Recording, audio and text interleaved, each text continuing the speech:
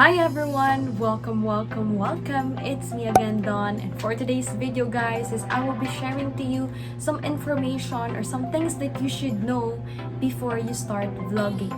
If you wanna know, then please keep on watching.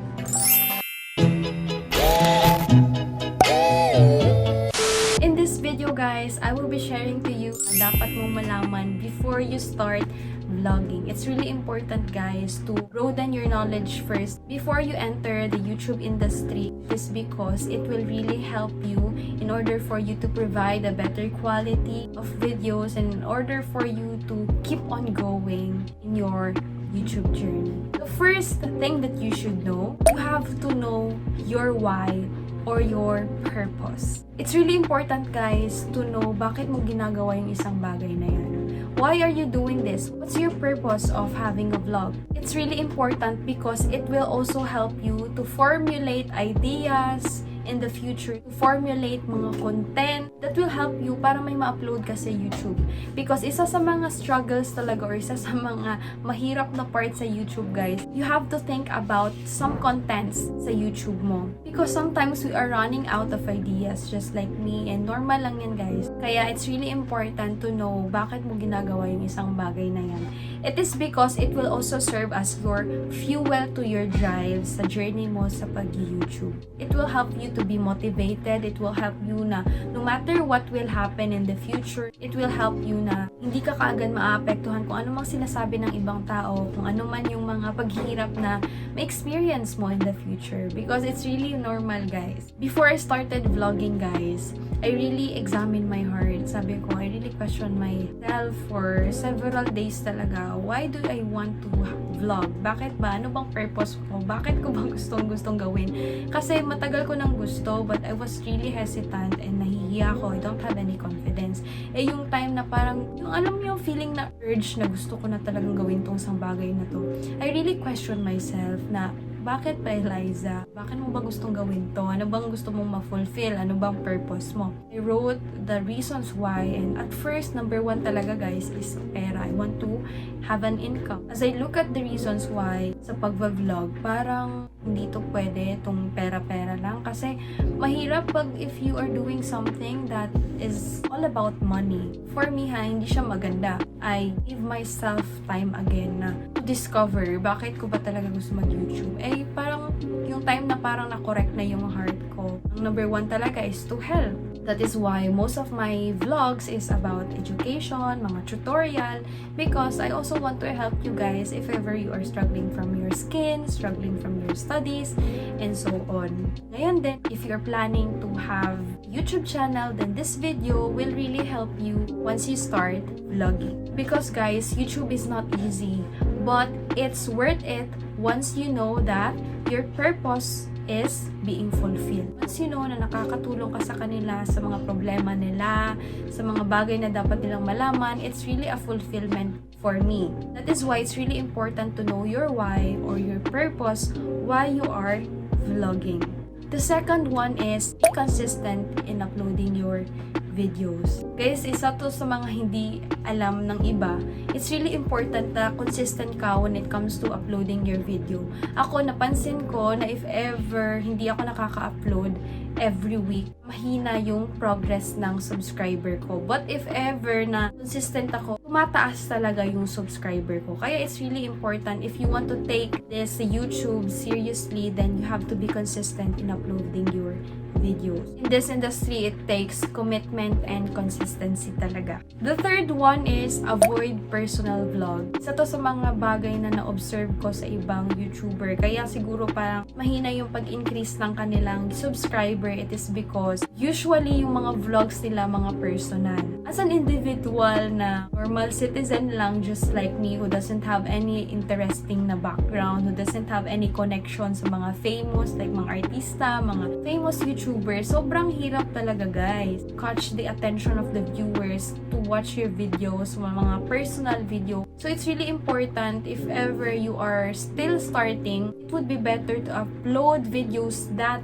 would answer the questions of your viewers. Just like mga tutorials, mga educational videos, mga mostly na sinesearch ng mga tao. Kasi guys, if ever medyo sikat ka na sa YouTube, dan ka na slowly introduce mo yung personal life mo sa kanila. Meron ng mga interested people about your life. Pagka small YouTuber lang like me, iiwasan talaga natin yung mga personal kasi pakialam ba nila sa buhay natin, di ba? Na hindi naman nila tayo kilala. Siguro if ever they know us, makakilala natin, nanonood yan. Pero if ever yung hindi, if ever ikaw yung viewer, manonood ka ba sa life ng isang tao na hindi mo naman kilala? Di ba? Wala talaga tayo masyadong interest niyan. If ever you really want to grow your channel in the future, let us avoid uploading personal vlog. Siguro pag marami ka ng subscriber, marami na nagre-request na yung mga subscriber mo to make a vlog about your personal life, then that would be the perfect time for you to share it. But if not, I suggest na wag muna. May perfect time for that. The fourth one is be gracious about yourself. Usually, our first upload can be the worst videos that we ever had in YouTube. If you try to compare my videos, may mga improvement talaga. So, be gracious lang about yourself if ever hindi pa perfect, if ever wala ka pang camera, mga ganon. Hindi pa kasing ganda ng YouTube mo sa mga sikat na YouTuber. Of course, understandable because may mga naipundar na yan sila. Magaling na yan sila magsalita in front of the camera. Ako guys, nahihirapan talaga ako. Mga first video ko, I film it 3 times. Kasi nga, nahihirapan ako. So, be gracious about yourself if ever hindi pa perfect. Be gracious if ever hindi ka pa kasing galing nila. That's understandable. It's because we're still small YouTuber. It's your first time. Give yourself a time to learn. And always know that sometimes pag nagsasalita tayo in front of the camera, hindi talaga perfect. Ako guys, nakailang take ako, mga sobrang daming dull moments, nabubulol ako, kinakat ko lang kasi of course, para hindi boring yung video ko. But if you try to look at the raw video guys, sobrang hindi mo in-expect na ganun pala ako behind the camera, bulol-bulol, mga nagsta-stop, sobrang ingay ng background, yung ganun. So, be gracious lang about yourself if ever hindi pa perfect. As you continue to upload, edit videos, matututo ka talaga guys. Promise, meron talagang improvements sa mga video mo. Every upload ng video mo, you have to observe ano pa ba yung mga bagay na dapat mong i-improve, ano pa ba yung mga bagay na dapat mong matutunan. So, in order for you to provide a better quality of videos sa next na upload mo. Again, be gracious about yourself. It's okay if your video is not perfect. Basta, keep on learning, keep on improving. The fifth one is, don't expect too much. Ako guys, isa talaga sa mga natutunan ko is, huwag masyadong mag-expect sa YouTube. Kasi if you try to hear the story of the YouTubers talaga, like si Miss Leticia, sila Miss Anclut, sila Miss Michelle D, they started from being a small YouTuber and they were just being consistent about their upload. They are being committed, of course, kasi masaya sila sa ginagawa nila eh. Kumbaga, love nila yung ginagawa nila. That is why there's really a perfect time for everything. Kaya if you try to look at them, nakikita lang kasi natin is yung success nila. Hindi natin nakita yung paghihirap nila, yung mga sacrifices nila behind the camera. So, ganun din tayo guys. We have to go through the trial. So, hindi kagad once you upload a video, mag-viral kagad yan. Once you upload a video, marami kagad subscriber. Once you upload a video, mamomonetize kagad. Siguro if ever, may ibang ganon. But most of us, hindi ganon eh. Baga matetest talaga yung commitment natin when it comes to vlogging. Baga matetest ka talaga kung gaano ba talaga kagusto tong pag-vlog na to. So, I highly suggest don't expect too much na monetize kagad yung channel mo. Baga, you have to savor the moment, enjoy the moment na may nag-subscribe isa-isa everyday. ganun ako eh. We have to really rejoice even in our small victories kasi it's still counted as an achievement for us na may mag-subscribe kahit isa everyday. Ako, sobrang saya ko na niyan kasi of course, di naman naabot ng 575 yung subscriber ko if ever walang nag-subscribe ng kahit isa everyday, di ba?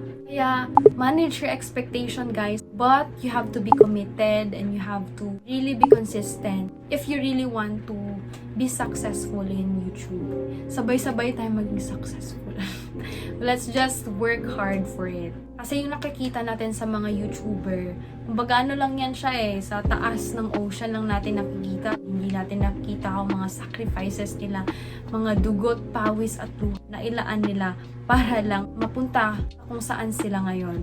The sixth one, you have to broaden your knowledge on how YouTube works. We have to really make ourselves knowledgeable when it comes to this field in order for us to know what to do, anong mga dapat nating iwasan, anong mga bawal sa YouTube, anong mga pwede, para ma-avoid din natin yung mistake and of course, para meron ding growth yung YouTube channel natin. And of course, to utilize the tools that YouTube offers for us. May mga tools dyan para tulungan tayo to improve our channel. May mga dapat tayong gawin in order for us to improve our YouTube videos. Yung mga ganon, we have to keep on learning. We have to keep on improving. In order for you to also improve your channel and para ma-persuade din yung mga viewers to watch your videos. So guys, those are one of the things that you should know before you start vlogging. As of now, I would like to thank everyone for those who subscribe to my YouTube channel. As of now, we're already 575. For my 5 months or almost 6 months of vlogging,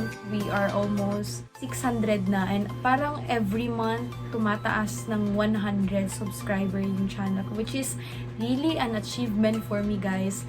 Thank you so much for subscribing. Kasi nga ako, I'm just a normal citizen, di ba? Hindi ko na-expect na may subscribe sa akin. Hindi ko talaga in-expect, but thank everyone for that. It gives me a motivation. It gives me the fuel to my drive to keep on uploading, to be committed on my YouTube channel. Thank you so much, and I pray and I hope na by God's grace next year we will meet the standard talaga on the requirement ng YouTube, which is kailangan talaga ng 1,000 subscribers and 4,000 hours na watch time. We'll just continue to support each other. If ever you are planning to make a YouTube channel, I hope that this video really helps you when it comes to your journey sa pag-YouTube.